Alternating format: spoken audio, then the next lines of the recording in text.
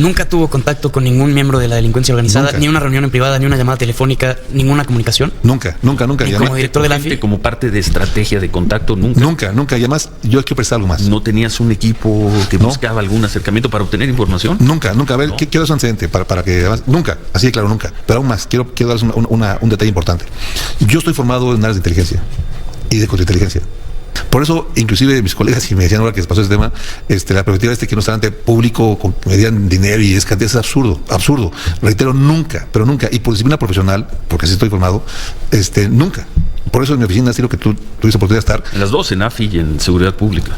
Sí, tú puedes corroborar, ¿no? Yo, además yo tengo seguridad, y yo me han cambiado, la han rotado, y yo estoy con ellos. O sea, bastaba preguntarle al jefe de seguridad.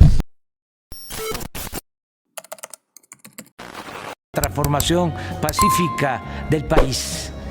¿Qué tal, amigos y amigas? Bienvenidos a una nueva videotransmisión más. Bienvenidos a su canal Pregoneros 4T. Si la información les gusta, ayúdanos con ese poderosísimo like. Compartan la información. Feliz fin de semana. El día de hoy, sábado 21 de enero del año 2023. Así como lo había dicho el periodista Francisco Cruz, sobre todo este tema de Genaro García Luna y de los periodistas que servían a los intereses de García Luna y también pues los de Felipe Calderón. Francisco Cruz nos nombra a Loret de Mola, a Ciro Gómez Leiva y a López Dóriga, entre otros más, en toda esa lista de estos periodistas que servían a sus intereses, que lo defendían. Y vean, se vuelve a hacer viral esta entrevista que tuvo en 2018 cuando surgió todo este tema de las acusaciones en contra de García Luna, y vean nada más de qué manera Ciro Gómez Leiva salía a defender junto a sus achichincles de siempre en su programa a Genaro García Luna. Vamos a escucharlo. Ayer diciendo que todo esto era una mentira, que no te había dado dinero Jesús Zambada. Yo no conocía el detalle de cómo lo había dicho, la forma en la que había expresado. Sí, pero buen día, Genaro. Buen día, Ciro. Bienvenido, gracias. Buenos días. Y gracias, Alberto, por tu comentario, porque además lo agradezco mucho, porque es muy complejo en este concepto y como sean las cosas, que tenga esa claridad. Y agradezco mucho, Juan Alberto, tu comentario, estando tú presente. Primero porque, tres cosas importantes. Primero porque la detención fue en 2008 y la extradición fue en 2012. Y efectivamente, como tú señalas, él ya había declarado en varias ocasiones en México y en Estados Unidos. Y todas esas referencias fueron investigadas y no hay ninguna prueba o evidencia de ninguno de esos casos de referencia en torno a eso. Ni una. Segunda, como bien señalas, y yo lo he señalado, lo he indicado, es que incluso me preguntaron que si yo pensaba demandar. A Zambada, Jesús Zambada. Y yo le pregunté a un abogado respecto a ese alcance. Y él me decía que una argucia que hacen legal los abogados en la defensa de los criminales es justamente eso que está haciendo el abogado del delincuente. Inducir la pregunta para tratar de generar esa perspectiva o ese morbo a esta figura para tratar de ganar esa ventaja que les puede dar el litigio jurídico. Y por ese esquema aparentemente no habría delito, porque el perjurio que hay cuando alguien dice una mentira en torno a una persona o se da cuando alguien lo asevera y cuando el abogado lo pregunta, induce para que haya la respuesta. Por eso le agradezco a Juan Alberto su comentario, porque como lo describe él, exactamente es algo muy importante, que hasta él mismo la piensa, porque sabe que implica un delito si él entra en perjurio cuando engaña al juez. ¿De cuánto fue el silencio? Decías, Juan Alberto, 20 segundos. Bueno, casi 20 segundos. 20 segundos es un mundo. Extraño. Hacer un silencio en 20 segundos es una eternidad. Es un mundo. Tres días de bueno, de que la fiscal Gina Parlovecchio lo entrevistó. En ningún momento dudaba sus preguntas, siempre eran certeras, siempre eran al momento. Y bueno, aquí ya lo había acorralado Púrpura anteriormente. El lunes, en la tarde del lunes, cuando empezó el cuestionario Púrpura, y ayer en la mañana, ya lo había acorralado, ya lo había hecho caer en contradicciones, porque, bueno, el rey Zambada señala que muchos de los crímenes cometidos cuando asesinaron a un comandante, a otro miembro del cártel de Sinaloa, bueno, todos esos se los achacaba al Chapo Guzmán, pero ahí el juez, el abogado del Chapo le había confrontado con sus propias declaraciones hechas anteriormente de la Fiscalía, en donde nunca mencionó a Guzmán Loera en aquellos crímenes, y le decía, ¿y por qué ahora sí está mencionando aquí a mi compa Chapo? Lo decía en español, cuando usted tuvo oportunidad de hacerlo anteriormente y no lo hizo, ¿no? Bien. Juan, soy Ricardo López Cordero. ¿Por qué si Jesús Zambada ya había declarado antes que había hecho estos presuntas entregas de dinero a distintos funcionarios, por qué ayer duda? Bueno, ayer duda porque está en juego, digamos, una negociación que él tiene con el gobierno de Estados Unidos de obtener una pena corta, de obtener un permiso para llevar a su familia a vivir a Estados Unidos. Bueno, todo esto que se les otorga a los testigos protegidos en este polémico programa que tiene el gobierno de Estados Unidos, Está en juego eso para el Rey Zambada. El Rey Zambada puede alcanzar cadena perpetua con uno de los delitos que le han comprobado, con uno solo de los delitos, él tendría la cadena perpetua. Y bueno, él está negociando justamente eso, hundir al Chapo Guzmán para él quitarse de encima todas estas penas, es parte de su negociación. Él está midiendo muy claramente, pues a él le puede afectar todo esto, por eso es que él se la está pensando, no es lo mismo decirlo en una junta privada ante los fiscales, relatar toda su historia criminal, que decirla en público ante la prensa en un juicio en el que supuestamente el acusado es el otro, pero que el acusado es el... Muy bien, pues te agradecemos mucho, Juan Alberto. ¿Regresa todavía el lunes? ¿Va a estar el señor Zambada? No, ya no. Zambada ya ayer mismo ya él acabó, bueno. Él acabó con su testimonio, hubo otros, llegaron otros testigos y hasta donde se sabe él ya no va a regresar, ya no tiene muy sentido, se alargó mucho su testimonio, creemos que ya no regresa. Bueno, te mando un muy fuerte abrazo, Juan Alberto Vázquez, ojalá podamos seguir contigo en el juicio del Chapo Guzmán a partir del lunes. Fuerte abrazo y gracias, Juan Alberto. Gracias a ti, Ciro, un saludo a todos allá, gracias Ricardo. Gracias. Genaro, vamos a tener que hacer una pausa y al regresar platicamos largo contigo sobre todo esto, pero sí queríamos tener la crónica desde Nueva York de alguien que estuvo ahí. Presente. Porque además nos contaba Ricardo, Genaro, que no es fácil para los periodistas llegar ahí. No, ¿Sí sabías cómo es? Para entrar a un juicio. Juan Alberto me contaba que tiene que llegar, primero acreditarse ante la corte y luego llegar a las 6 de la mañana para formarse, que alcanzan a entrar solo 100 personas, no 100 periodistas, sino las primeras 100 personas que lleguen. Hay que pasar dos distintos retenes de seguridad, quitarse los zapatos como si uno estuviera en un aeropuerto de Estados Unidos o entrando a la embajada, que hay perros que tienen capacidad para detectar bombas, en fin, que es todo un asunto entrar al juicio de Joaquín Guzmán. Pero queríamos escuchar este detalle de los 20 segundos, dijo. Eso y la referencia valiosa de que esto ya ha sido antes declarado y no es algo nuevo. Y ya fue investigado por autoridades mexicanas y de Estados Unidos sin que exista una evidencia en torno a eso. Bueno, Genaro García Luna, ayer señalado en el juicio del Chapo Guzmán, lo señaló el señor Jesús Zambada, de haber recibido dinero, parte de ese dinero, además se lo había entregado en unas cajas, en un restaurante, haber recibido mucho dinero, millones de dólares. Manuel. Es correcto. En la carta, Genaro, que comunicado que tú circulabas ayer, haces dos precisiones sobre los dos momentos donde supuestamente te beneficiabas de esos recursos, 6.5 millones de dólares en dos tramos como titular de la AFI, donde te señalan que tú influiste para que pudieras nombrar a un comandante en una específica zona del país. Pero nos dices y lo explicas en tu comunicado, eso no lo podías hacer. Sí, efectivamente, justamente cuando, eso es claramente mentira y como lo señala el comunicado, cuando yo llego a la Policía Judicial Federal que me nombran, existía esa figura. ¿Qué año? Año 2000. Y tengo la encomienda de transformar la Policía Judicial Federal. Y una de las encomiendas era justamente quitar esa facultad al titular de la Policía Judicial Federal, donde él podía y tenía la potestad directa de adscribir a comandantes de la policía a donde él quisiera. Para quitar esta figura, cuando se crea la Agencia Federal de Investigación, en la ley interna de la Procuraduría se establece un consejo, que este consejo lo preside un subprocurador y está integrado por miembros de la Procuraduría, donde ya no participa, ni conduce, ni elige, ni determina, ni puede él directamente asignar a ningún comandante ni policía de la Judicial Federal, de aquella policía, ya después AFI. Entonces digamos que, y esto es público, este documento es público, está en el diario oficial de diciembre de 2002. Y eso es importante porque la referencia a él es 2005. Ya para 2005 no existía la posibilidad de que el titular de la agencia pudiera nombrar o asignar o designar un comandante en ninguna plaza, porque iba al consejo, el consejo era el que definía dónde se escribían y era el que definía, y está en la ley, y está en la ley, es público esto, está en el diario oficial y por favor pueden consultarlo, es de diciembre de 2002, viendo el 27 de diciembre de 2002, diario oficial. Es 27 de diciembre del 2002. 27 de diciembre del 2002. Y los hechos, 27 de diciembre del 2002 fue el Chiquihuitazo. Fue cuando tomaron las instalaciones del Canal 40. Ese viernes. No se nos puede olvidar, Genaro. Aquí está la... Oye, la segunda referencia, ya siendo secretario de Seguridad Pública, pues con todas las actividades que tenías, tuviste tiempo para irte a un restaurante y recibir pues una serie de cajas con billetes seguramente pues que sumarían por ahí de 3 millones de dólares. Sí, es totalmente absurdo, es mentira, es una infamia y lo ha sido señalado. Inclusive yo preciso en mi comunicado que nosotros por disciplina institucional y por disciplina personal y profesional determiné que en todos los casos, visitas, la Secretaría, las agendas privadas y oficial, todo está registrado, está certificado. Yo estuve cuando menos un par de veces contigo en la AFI y un par de veces en Seguridad Pública. Me invitaste a platicar, una vez hacíamos unos documentos, a tomar café. ¿Me grababas?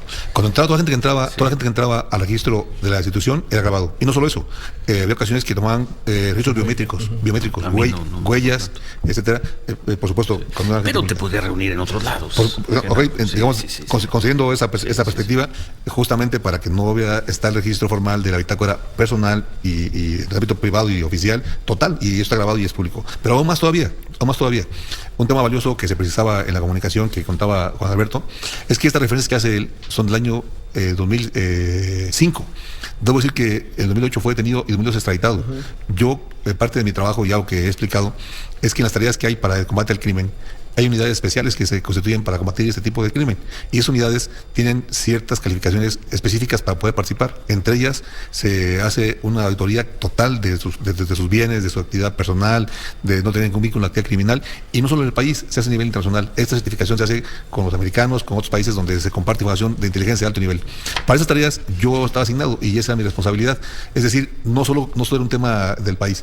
La segunda figura es que en tiempos, cuando él se extradita, a mí me toca participar para extradición. Y pasó lo mismo con la Barbie, pasó lo mismo con otros delincuentes que ha pasado en un proceso. Esto no es nuevo, es una argucia ocupada por los delincuentes y por los abogados de los delincuentes para intentar tener ventaja en el juicio, para que bajen la condena o negocien alguna figura jurídica para poder traducir la cantidad de años en la cárcel, o si están en la etapa procesal de investigación para que aporten evidencia, lo cual yo estoy a favor en términos institucionales. Es una herramienta poderosa para profundizar la investigación. Yo no estoy en contra de eso. Es más, yo reitero, estoy a favor de la transparencia, a favor de yo coadyuvé. Primero, debo decir que la gente que lo señala y que la Barbie y todo eso de delincuentes, me tocó participar en el proceso de inteligencia, de información, de operación, para su captura y después extradición.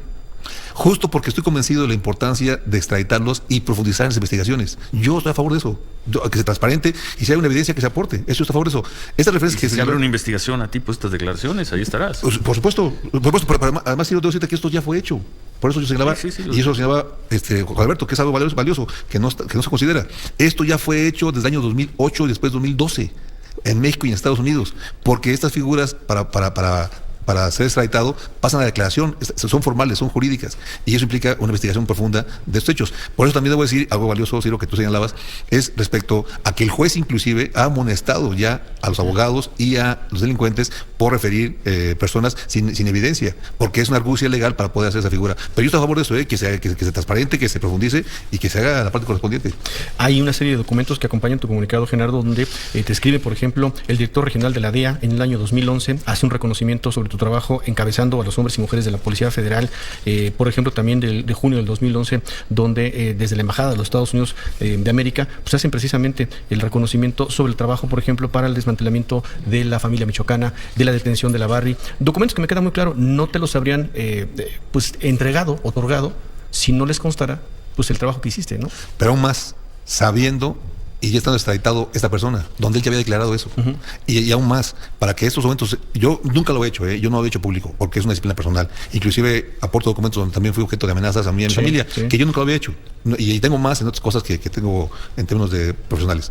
Pero yo no lo he hecho porque yo creo que es un tema diferente. Pero bueno, lo hice esta vez porque quiero mostrar cómo también esa figura, en aquel momento, la misma embajada y las agencias que se dedican al combate al narcotráfico me alertaban de esto, de la amenaza del crimen organizado, de atentar contra la familia y el personal oficialmente, o sea, no es un tema, esto oficial, y finalmente, que en este caso la DEA, y solo este caso adjunto a la DEA, pero pasó con otros colegas de otras agencias de otros países, donde alertaban esta figura donde el crimen organizado en su defensa busca contrarrestar el combate frontal al delito. ¿Nunca tuvo contacto con ningún miembro de la delincuencia organizada? ¿Ni una reunión en privada, ni una llamada telefónica, ninguna comunicación? Nunca. ¿Y como director de la AFI? Como parte de estrategia de contacto, nunca. Nunca. Y además, yo quiero prestar algo más. ¿No tenías un equipo que buscaba algún acercamiento para obtener información? Nunca. A ver, quiero dar un antecedente para que además, nunca, así de claro, nunca. Pero aún más, quiero darles un detalle importante. Yo estoy formado en áreas de inteligencia y de contrainteligencia. Y yo, en mis capacidades de investigación, conozco estrategias para poder obtener información. Por eso creo que es una herramienta valiosa lo que son fiscales para dar estas garantías y que ellos aporten información. Por eso, inclusive mis colegas, y me decían ahora que se pasó ese tema, la perspectiva que no está ante público, me dieran dinero y es cantidad, es absurdo. Reitero, nunca, pero nunca. Y por disciplina profesional, porque así estoy formado, nunca. Por eso en mi oficina, Ciro, que tú tuviste oportunidad de estar. En las dos, en AFI y en Seguridad Pública. si tú puedes corroborar, ¿no? Yo, además yo tengo seguridad, y yo me han cambiado, la han rotado, y yo estoy con ellos. O sea, bastaba preguntarle al jefe de seguridad, bastaba preguntarle a cualquier gente que ha estado en torno a, o bastaba checar el restaurante donde él refiere que está, ver un video, y no hay ninguna evidencia. ¿Qué sentido, ingeniero, le hace los señalamientos que hacen en contra de Gabriel Regino, ex subsecretario de Seguridad Pública del Distrito Federal, del entonces Distrito Federal? Sí, bueno, yo de bote pronto lo que observo y referencia a esta acusación que se hace, es que él también participó en aquel tiempo en la detención de esta persona. Y creo que también obedece a eso. Zambada. Sí. Del Rey Zambada. Así, y yo creo que es parte de esa estrategia. Esa es mi perspectiva y mi percepción. No podría ahondar más porque no tengo detalles, pero de bote pronto esa sería mi perspectiva. No tuve oportunidad de escuchar lo que él señaló en su comentario, pero creo que obedece a eso porque yo reitero que esto no. Cínicos y sinvergüenzas estos periodistas que ahora se hacen las víctimas, pues sí, ante el reciente atentado que recibió Ciro Gómez Leiva, pero de esta manera tan cínica, tan detestable, tan vomitiva, salían a defender a Genaro García Luna, estaban dentro de la nómina, así como lo dice el periodista Paco Cruz, Loret, Ciro Gómez Leiva, Joaquín López Dóriga, vean nada más. En su juicio a los periodistas que comían de su mano cuando era secretario de seguridad de Felipe Calderón, con quien se creó un sistema de raíces podridas al incluir a comunicadores en su grupo político. Menciona Ciro Gómez Leiva, yo he estado contigo en tus oficinas, yo he visto que prácticamente que eres un hombre recto, un hombre derecho, nunca has hecho nada, no tendrías por qué recibir dinero por parte de nadie. Pero bueno, mis estimados peroneros, lamentable. Está circulando ese video, mis estimados peroneros, de 2018. Se está haciendo tendencia nuevamente ante el juicio de Genaro García Luna del próximo día lunes. La cadena de complicidad de García Luna y Calderón con periodistas y con jueces, entre ellos, por supuesto, Ciro Gómez Leiva. Vomitiva la manera en cómo lo defendían. En la lista de más de 70 testigos colaboradores de la Fiscalía de Nueva York, en el juicio de Genaro García Luna aparecen nombres de narcotraficantes reconocidos que testificarán en contra del exsecretario de Seguridad Pública, amigo y confidente de Felipe Calderón. Esos son los testigos en esta lista de 70 colaboradores de la Fiscalía de Nueva York en el juicio de Genaro García, nombres de narcotraficantes reconocidos. Ahí lo tienen, al Grande Rey y Beitia podrían hundir a García Luna. Ay, nomás, mis estimados pregoneros. A temblar Felipe Calderón. Porque sí, se fueron a juicio, esta semana se decidió. No es nada buena noticia para Felipe Calderón, que está ahí en prófugo en España. Felipe Calderón Hinojosa, expresidente de nuestro país. No hubo negociaciones, dijo el abogado de García Luna, y se van a juicio. Ahí lo tiene, mis estimados. Genaro García Luna denunciará a Fox y a Calderón en Estados Unidos. Pues vamos a estar muy atentos a toda esta información.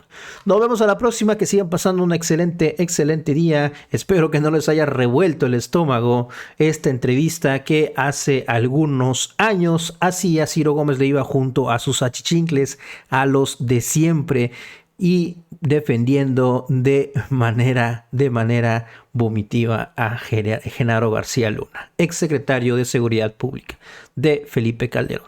Nos vemos hasta la próxima.